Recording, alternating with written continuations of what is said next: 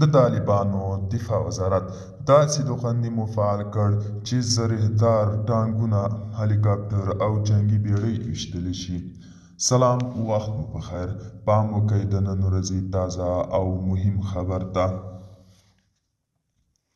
د طالبانو دفاع وزارت ستر درستیز وایي په توپچي ریاست کې د میلان کانګریس 9M35 په نوم نوي رهبري کېدونکي راکټ فعاله او 12 تنه ځوانان له یوې میاشتې مسلکي او عملي زده کړو څخه فارغ شول.